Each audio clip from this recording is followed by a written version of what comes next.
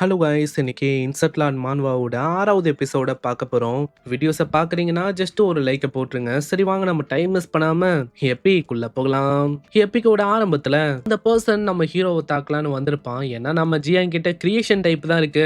ஆளால எப்படியும் அவங்க எதுவுமே பண்ண முடியாது அப்படின்னு ஒரு நம்பிக்கை தான். ஆனா நம்மளு அந்த பாய்சன் மியஸ்மா, ஆனா ஆக்சுவலா அது மியஸ்மா கிடையாது, குட்டி குட்டியா இருக்கிற இன்செக்ட் அதுங்க தான். அதுங்க போயிட்டு மொத்தமா டிவோர் பண்ணி ஒண்ணுமே இல்லாம அந்த பர்சனை முழுங்கிடும். இதனால மத்தவங்களும் அவங்க தெச்சுக்கின்னு ஓடுறாங்க. ஐயையோ ஓடுங்க, இதுக்கு மேலயும் நம்ம இங்க இருந்தா அவ்வளவுதான், நம்ம கதையும் அதே மாதிரி மூஞ்சு போயிடும். ஹிடனான ப்ரொஃபஷனா பாய்சன் டைப்ல ஏதோ ஒரு பர்சன் இங்க இருக்கான்னு நினைக்கிறேன். அங்க இதை பாக்குற பெரியவரும் அவங்க வியந்து போவாரு. ஆமா, இந்த ஜியாங் இவன் கிட்ட டிவைன் லெவல் கிரியேஷன் டேலண்ட் இருக்கா, அது ஆக்சுவலா என்ன பாய்சன் டைப்பா என்ன? அவருமே அங்க டவுட்டே படல. இது ஏதோ ஒரு பாய்சன் டைப் தான் அப்படின்னு தான் யோசிப்பாரு. சைட்ல இருக்க அந்த பர்சன் ரொம்ப ஆச்சரியமாவறான். அவனோட லெவல் ரொம்ப அதிகமா இருந்துச்சு. அவன மாதிரி பர்சனை எப்படி இந்த ஜியாங் அவன் டப்புன்னு முச்சிட்டான். அங்க இத பாக்குற பெரியவரும், ஹே நீ என்ன பண்ணு, இந்த டெலிபோர்ட் பண்ற அந்த யூசர் அவங்கள டப்புன்னு இங்க வரவே, ஏன்னா நிலைமை இதுக்கு மேலேயும் மோசமாக வாய்ப்பு இருக்கு. ஏன்னா இதே மாதிரி ஆளு கொல்ல ஆரம்பிச்சோன்னா கொடூரமா நிறைய பேர் இறக்குற மாதிரி ஆயிடும். அதனால முக்கியமான ஆளுங்களை நம்ம காப்பாத்தணும். அங்க இதை கேட்கிற அந்த பர்சனும்,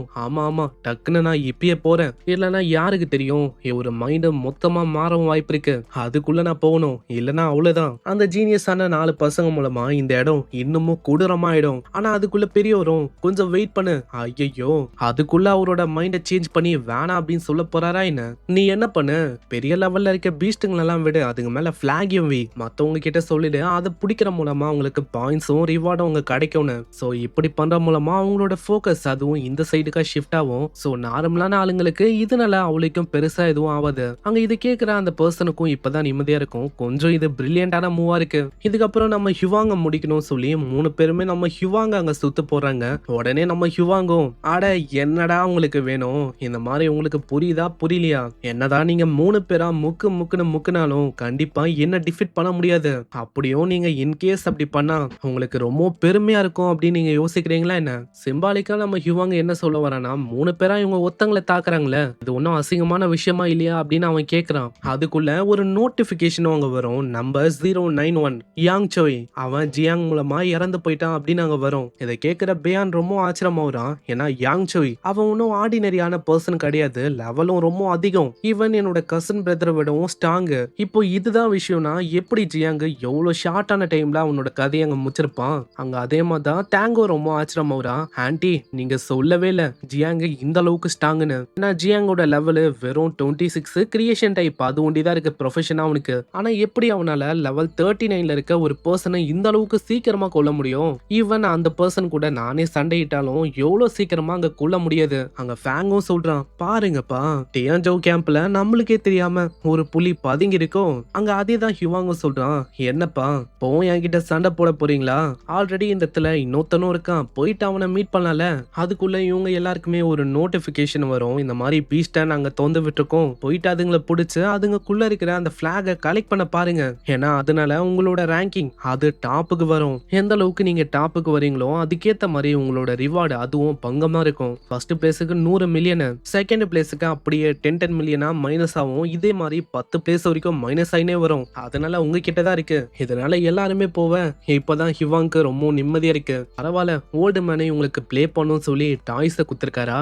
சரி, இதனால பாயிண்ட்ஸ் கிடைக்கும்னா போயிட்டு அள்ள வேண்டியதான். நெக்ஸ்ட் சீன்ல நம்ம ஹீரோ முன்னாடி ஒரு பெரிய பீஸ்ட் அப்பியர் ஆகுது. அங்க மூக்கு அந்த பீஸ்ட பார்த்தோன்னே தெரியுது, கண்டிப்பா தேர்ட் ட்ரான்ஸ்ஃபர் கிராண்ட் மாஸ்டர் அந்த லெவலுக்காச்சும் இந்த பீஸ்ட் பவர்ஃபுல்லா இருக்கும். ஆனா அதோட நிலைமை தான் மோசமா இருக்கு, பேரலைஸ் ஆகுற மாதிரி தான் இருக்கு. இந்த மாதிரி நிலைமையில இருக்கும் போது எதுக்கு அதை விடணும், போயிட்டு பாயிண்ட்ஸ் எடுக்க வேண்டியதான் இப்படின்னு நம்ம ஜியாங் மொத்தமா முடிக்கலான்னு வருவான். ஆனா திடீர்னு ஜியாங் மேல ஒரு தாக்குதல் அங்க படலான்னு வரும்.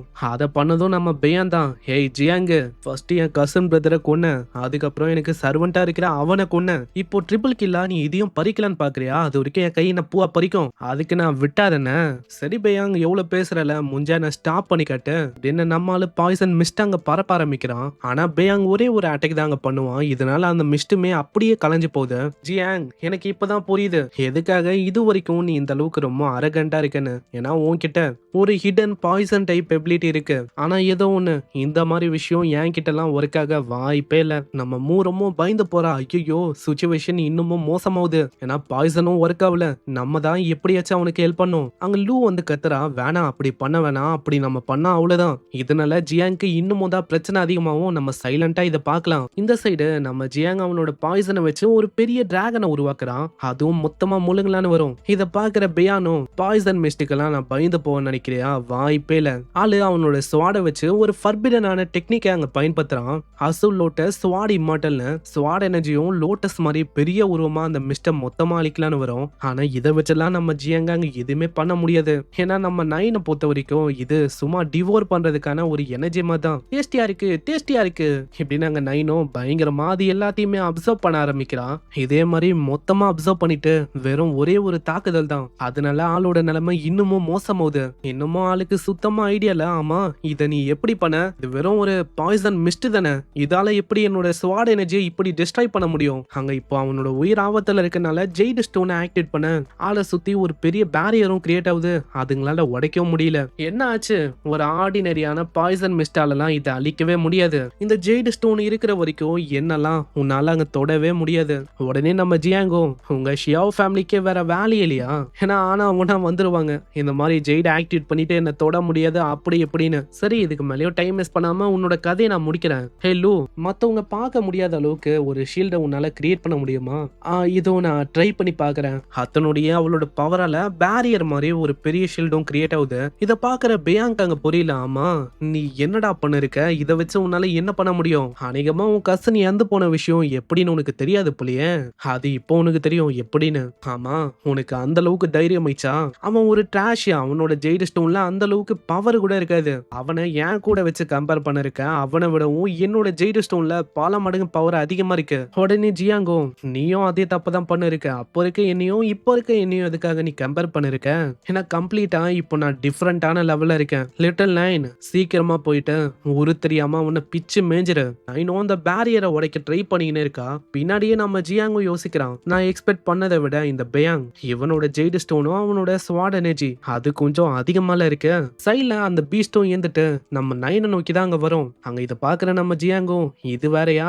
சரி நைன் நீ தொடர்ந்து சண்டை போடு, இதை நானே பாத்துக்கிறேன். ஆளு அவனோட சின்ன சின்ன இன்செக்ட டிராகன் மாதிரி மாத்தி அதோட நிலைமையை அங்க மோசமாக்குறான். இந்த சைடு பியானுக்கும் அங்க என்ன பண்ணும் தெரியல. ஆல்ரெடி இந்த ஜெய்டு ஸ்டோனுக்கு மேல இந்த அந்த ஸ்வாட் எனர்ஜி அது எல்லாமே இப்போ காலி. இப்போ இதே மாதிரி போச்சுன்னா அவ்வளவுதான், என் கதையை இங்க முடிஞ்சிரும். இதெல்லாம் பாத்துக்கினே நம்ம ஜியாங்க யோசிக்கிறான். நான் யோசிக்கல ஷியா ஃபேமிலி அவங்களோட கிராண்ட்சன் அவங்க எல்லாரையுமே இப்படி ரொம்ப டிஃப்ரெண்டா ட்ரீட் பண்ணணும்னு. ஏன்னா அந்த பையனை விட இவனோட பேரியர் அது வலிமையாவே இருக்கு. சீன் அப்படியே ஹெட் குவார்டரை நோக்கி போவோம். அங்க இருக்கிற அந்த பர்சனுக்கும் அங்க கவலையா இருக்கு. ஆமா அங்க என்னதான் ஆகுது? இதே மாதிரி போச்சுன்னா அவ்வளவுதான், பேயாங்கோ அந்த இடத்துல இறக்குறதுக்கு வாய்ப்பு இருக்கு. அட சீனியர் கு நீங்க சொன்னீங்க எல்லாமே ஓகே தான். இது ஒரு டெத் பேட்டிலாவே இருக்கட்டும். ஆனா இந்த இன்ஃபர்மேஷன் இப்போதைக்கு இங்க இருக்கு. ஆனா இந்த மேட்ச் எல்லாம் முடிஞ்சக்கு அப்புறம் வெளில போகல. அந்த டைம்ல நம்ம பேயாங் இறந்து போயிருந்தாலோ இன்ஜுரி ஆனாலோ அந்த இடத்துல அவரோட கிராண்ட்பா அவரு சும்மா இருப்பாருன்னு யோசிக்கிறீங்களா? அவரு ஒரு படையத்துன்னு ஒரு வாருக்காக. அதனால கொஞ்சம் யோசிங்க என்ன பண்ணலான்னு. அங்க வயசானவரும் யோசிப்பாரு. பேயாங்கோட எபிலிட்டி ரொம்ப பயங்கரமான எபிலிட்டி அப்படின்னு கன்சிடர் பண்ணப்பட்டிருக்கு. இப்போ இதுதான் விஷயம்னா ஜியாங்கால உண்மையிலேயே அந்த பர்சன் அங்க கொல்ல முடியுமா என்ன? அதே மாதிரி எதுக்கு ஆளு விஷனை பிளாக் பண்ணணும், என்ன பண்ணிருக்கான் எதுவுமே தெரியல. இந்த சைடு நம்ம ஜியாங்க அந்த மிருகத்தை மொத்தமா முச்சிட்டான். இந்த மிருகம் ஸ்ட்ராங்கராகவே இருக்கலாம். ஆனா என் பூச்சிங்க முன்னாடி இதெல்லாம் மேட்சே இல்ல. இந்த சைடு நைன் பண்ண அட்டாக்ல அந்த ஜெய்டு ஸ்டோனோட பேரியர் அதுவும் அங்கங்க கிராக் எல்லாம் விட்டு உடையறதுக்கு போகுது. அவ்வளவுதான், இதுக்கு மேல பேயாங்கால ரொம்ப நேரத்துக்கு நீடிக்க முடியாது. அங்க இப்படி இவன் யோசிக்கும் போது வயசான ஒரு கு அவரோட வாய்ஸும் நம்ம ஹீரோட மைண்ட்ல அங்க கனெக்ட் ஆகுது. தம்பி நீ பண்ற விஷயத்த இப்பயே ஸ்டாப் பண்ணு. ஏன்னா அந்த இடத்துக்கு ஃபேங் அப்படின்னு ஒரு பெரிய கிராண்ட் மாஸ்டரும் வந்து இருக்காரு. இது கேட்கிற நம்ம ஆளு ஷாக் ஆகுறான். ஐயோ வந்தா அவ்வளவுதான் எல்லாமே தெரிஞ்சு போயிடும். இதனால உடனே நைன் கிட்டயும் சொல்றான், நைனு சீக்கிரம் இப்பயே உள்ளவா. அவரு உண்டி உன்னை பார்த்தாருன்னா அவ்வளவுதான், பிரச்சனை இன்னமும் அதிகமாயிடும். அப்புறமா அவனை முடிக்கலாம். அங்க இருக்கிற ஒரு சில பூச்சிங்க கிட்ட நீங்க எல்லாருமே செல்ஃப் டிஸ்ட்ராக்ட் பண்ணுங்க. மீதி இருக்க மத்த பூச்சிங்களா பாய்சனா மாதிரி அவனை அட்டாக் பண்ணுங்க. அவ்வளவுதான். இதனால அங்க ஒரு பெரிய எக்ஸ்ப்ளோஷனும் கிரியேட் ஆகுது. பாய்சனும் அப்படி பரவ ஆரம்பிக்குது. அந்த இடமும் தரமட்டமா அழியுது. நல்ல வேலை மத்தவங்களுக்கு எல்லாம் எதுவுமே ஆகல. மிஞ்சிருக்கிறது கையும் அவனோட சவான ஒண்டிதான். ஆனா பேயாங் உண்மையிலேயே சாகல. அந்த கிராண்ட் மாஸ்டர் ஒரு டெலிபோர்டேஷனுக்கான போர்ட்டலை கிரியேட் பண்ணிருப்பாரு. அதாங்க இந்த டாக்டர் ஸ்டேஞ்ச் எல்லாம் ஒரு போர்ட்டலை கிரியேட் பண்ணுவாருல, அந்த மாதிரி ஒரு போர்ட்டல் கிரியேட் ஆயிருக்கும். என்ன ஒண்ணு இல்லன்னா அவ்வளவுதான், எசகு பொசக்கா ஏதாச்சும் ஒரு பகுதி அந்த போர்ட்டலுக்கு வெளியில பட்டு மொத்தமா அங்க வெட்டப்பட்டு கீழே கிடக்கும். அதே மாதிரிதான் அவனோட லெஃப்ட் ஹேண்டு அது இப்போ காலி. அங்க இதை பாக்குற நம்ம ஜியாங்கும் யோசிக்கிறான். அப்பனா இது அந்த ஸ்பேஸ் டைப் கிராண்ட் மாஸ்டர் அவரு பண்ண வேலையா? சரி ஏதோ ஒண்ணு, இதுக்கு மேல கைய வச்சு எதுவுமே ஆளால அங்க பண்ண முடியாது. நான் இந்த கைய டிராஃபி மாதிரி நானே வச்சுக்கிறேன். அந்த ஸ்வாடு நம்ம லூ ஃபேமிலில இருந்து வந்த ஸ்வாத்தன. இதனால ஆளு ஸ்வாட் அங்க குடுக்குறான். இந்த லூ நீயே வச்சுக்கோ. இப்போ 3 பேர்கிட்டயும் 3 ஃபிளாக் இருக்கு.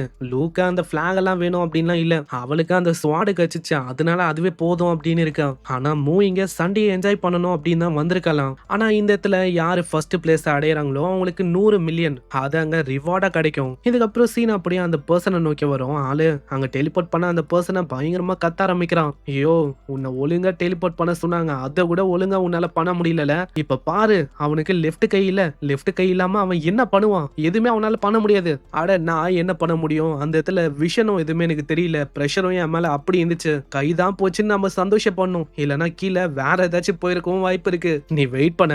நீ பண்ண வேலைக்கு உன் வேலையை விட்டு நான் தூக்குறேன். இப்போ வயசானவருக்கு பயங்கர கடுப்பாவுது. ஹேய் 2 பேருமே கம்முன்னு இருங்க, வேலையை விட்டு தூக்குறேன் அப்படின்னு ஒரு பர்சன் சொல்லியிருப்பான்ல, அவனை பார்த்து அங்க சொல்றான். உனக்கு தெரியுமா எதுக்காக இப்போ வரைக்கும் 5th ட்ரான்ஸ்ஃபர் அதுலயும் நீ மாட்டின்னு இருக்கேன்னு? இதை பத்தி புரியலன்னா நீங்க இப்படி வச்சுக்கலாம். அதாவது லெவல் 30னா 3rd ட்ரான்ஸ்ஃபர் அந்த மாதிரி, லெவல் 50னா இந்த 5th ட்ரான்ஸ்ஃபர் இந்த மாதிரி. நீ எதுக்காக தெரியுமா இன்னமும் அதுலயே ஸ்டக் ஆயிருக்க? ஏன்னா நீ ரொம்ப பெரிய பெரிய ஆளுங்க கிட்ட ஃபேவரா அங்க வாங்குற. அதனால உனக்கு கான்ஃபிடன்ஸ் அப்படின்னு ஒரு விஷயம் இல்லவே இல்ல. அதுதான் ஒரு ரீசனா இருக்கு இப்போ வரைக்கும் ஒரே லெவல்ல நீ ஸ்டக் ஆயிருக்க. கொஞ்ச நேரத்துக்கு முன்னாடி தான் நீ சொன்ன ஜியாங்கால நம்ம பேஹான் இறந்து போயிட்டானா அவ்வளவுதான், அதனால பிரச்சனை இன்னமும் அதிகமாயிடும் அப்படின்னு நீ பயந்து போன. ஆனா உண்மையை சொன்னா எனக்கு அந்த டைம்ல பயம்னு ஒண்ணு இல்லவே இல்ல. என்ன நடக்குதோ அதை நம்ம ஃபேஸ் பண்ண தயாரா இருக்கணும். ஏன்னா பேட்டில் ஃபீல்ட பொறுத்த வரைக்கும் எப்போ என்ன ஆகும்னு யாருக்குமே அங்க தெரியாது. ஈவன் TN9ல இருக்க ஒரு பர்சன் கூட அங்க எந்த போக வாய்ப்பு இருக்கு. ஆனா சீனியருக்கு இந்த விஷயத்த உனக்கு சொல்லி நான் புரிய வைக்க ட்ரை பண்ண பாத்தியா, இதுதான் என் பெரிய தப்பு. ஏன்னா உன்ன மாதிரி ஆளுங்களுக்கு புரியாது. ஏதோ ஒண்ணு இப்ப நடக்கிற இந்த விஷயம் இது நாளைக்கு 6 மணிக்கு முடியணும். உள்ள ஏற்படுற எந்த விஷயமும் வெளியிலயும் போக கூடாது என்ன? இப்படி சொல்லிட்டு நம்ம வயசானவரு அந்த இடத்தை விட்டு போயிட இதுக்கப்புறம் எல்லாருக்குமே ஒரு நோட்டிபிகேஷன் வரும். நம்ம ஜியாங்கோட கைகளால பேஹான் எலிமினேட் ஆயிட்டான் அப்படின்னு அங்க வரும். இத பாக்குற எல்லாருமே ரொம்ப ஆச்சரியமா வராங்க. என்னது அந்த பேஹான் அவனா? அவன் அந்த ஜென்னு அந்த ஃபேமிலில இருந்து வந்த கிராண்ட் சன் தானே? அவனை எப்படி இந்த ஜியாங் எலிமினேட் பண்ணா? பேஹானோட ஃபேமிலி ஒரு பெரிய கையா இருக்கு. அதனால தான் இவங்களும் இப்படி ஷாக் ஆகுறாங்க. நெக்ஸ்ட் சீன்ல நம்ம டேங்கு ஃபேங்கு நம்ம ஜியாங்கு பேஹானை எலிமினேட் பண்ணிட்டான் அப்படின்னு அவங்களுக்கும் தெரிய 2 பேருமே ரொம்ப ஷாக் ஆகுறாங்க. அவங்களுக்கும் ஐடியாவே இல்ல எப்படி நம்ம ஜியாங் அதை பண்ணான்னு. ஏன்னா பேஹானு ரொம்பவும் ஷாக்கு. அங்க அதே மாதிரி தான் நம்ம ஹிவாங்குக்கும் அங்க தெரியுது. ஆலோ ஸ்மைல் பண்ணினே சொல்றான், பரவாயில்ல இது ரொம்ப இன்ட்ரெஸ்டிங்கா இருக்கு. ஒரு புது அப்பனண்டா ஒரு கை பாத்திர வேண்டியதான். இதுக்கப்புறம் அந்த வயசான ஒரு கு அவரு இந்த இடத்தோட சீஃப் டுவான் அவரை மீட் பண்ணணும்னு வந்திருக்காரு. என்னாச்சு ஓல்டு கு, என்ன பார்க்கணும்னு வந்திருக்கீங்க?